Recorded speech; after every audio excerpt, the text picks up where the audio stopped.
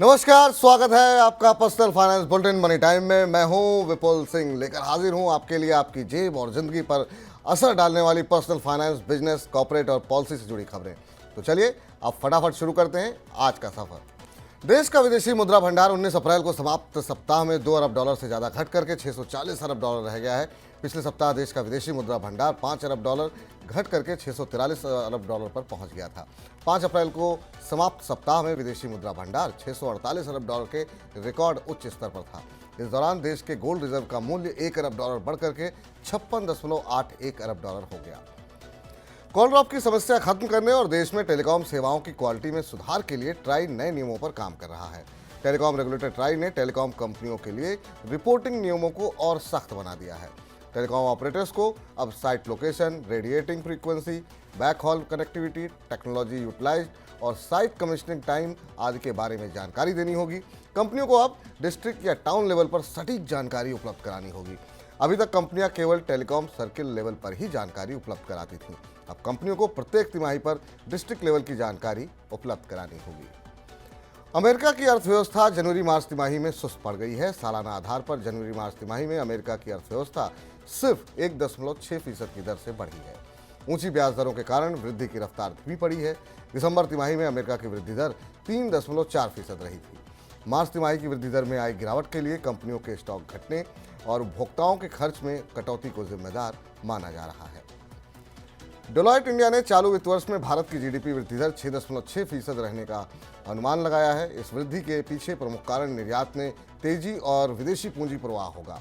Deloitte ने भारत की आर्थिक परिदृश्य पर अपनी रिपोर्ट में कहा कि मध्यम आय वर्ग की तेज वृद्धि से क्रय शक्ति बढ़ी है। प्रीमियम लग्जरी उत्पादों और सेवाओं की मांग भी बढ़ी है। डेलॉयट ने पिछले वित्त वर्ष के लिए भारत की आर्थिक वृद्धि के अनुमान को संशोधित करके 7.6 से 7.8 के बीच कर दिया था। ब्रोकरेज कंपनी प्रभुदास ललिताधर ने नेशनल स्टॉक एक्सचेंज के इंडेक्स निफ्टी के इस साल दिसंबर तक 25,800 के स्तर तक पहुंचने की संभावना जताई है। प्रभुदास ललिताधर ने कहा कि स्थिर आर्थिक नीतियों और सामान्य मानसून से मांग बढ़ने की संभावनाओं को देखते हुए शेयर बाजार में तेजी का माहौल बने रहने की उम्मीद है। इस तेजी के बीच दिसंबर के अंत में निफ्टी 25,800 अंक तक पहुंच सकता है। निफ्टी इस समय 22,419 अंक पर है।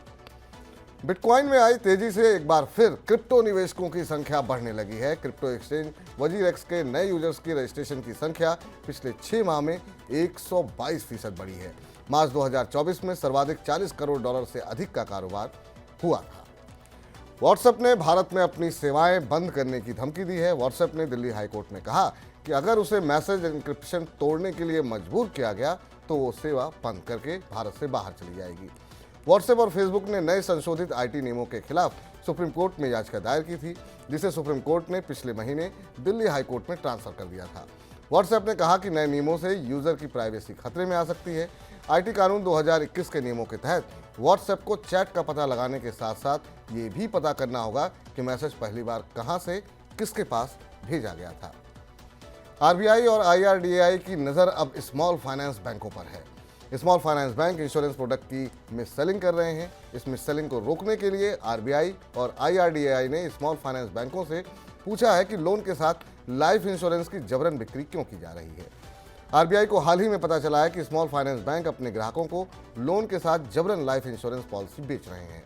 जो ग्राहक इंश्योरेंस लेने से मना करते हैं उन्हें लोन देने से मना कर दिया जाता है। इस बार सरकार को मानसून से बड़ी उम्मीद है। वित्त मंत्रालय का मानना है कि इस साल सामान्य से बेहतर मानसून होने से खाद्य वस्तुओं की कीमतों में नरमी आएगी। खाद्य वस्तुओं के दाम कम होने से खुदरा महंगाई अपने आप आरबीआई के तय लक्ष्य 2 से 4% की सीमा के भीतर आ जाएगी। अभी खुदरा महंगाई दर 4.8% और खाद्य वस्तुओं की खुदरा महंगाई दर 8% से अधिक है। खाद्य वस्तुओं की महंगाई सरकार के लिए लंबे समय से प्रमुख चुनौती बनी हुई है।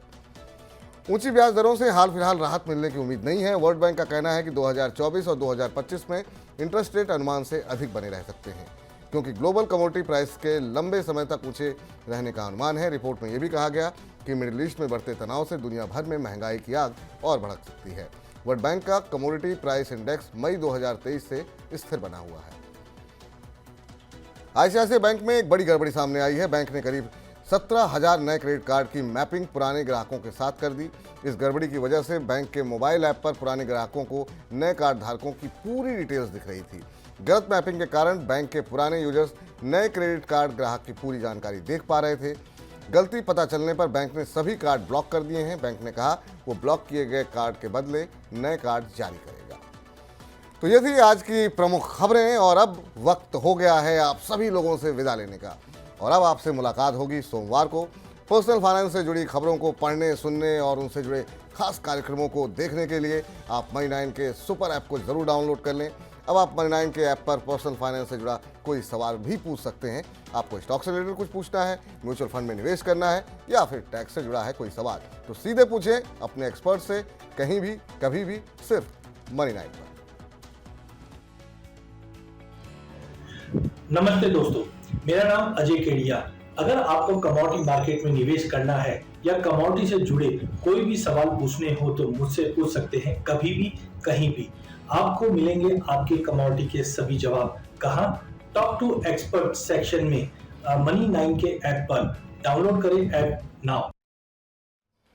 आज का हमारा मनी टाइम आपको कैसा लगा? अपनी प्रतिक्रिया हमें नीचे कमेंट बॉक्स में ज़रूर बताएं, अपनी राय दें, टिप्पणियां दें, सुझाव दें और हम उन सुझावों पर अमल करने की कोशिश करेंगे ताकि आपको बेहतर से बेहतर जानकारी समय पर मिल सके। अब मुझे इजाज़त दीजिए। आप सभी को नमस्कार, शुभ रात्रि, गुड नाइट और हैप्पी वीकेंड।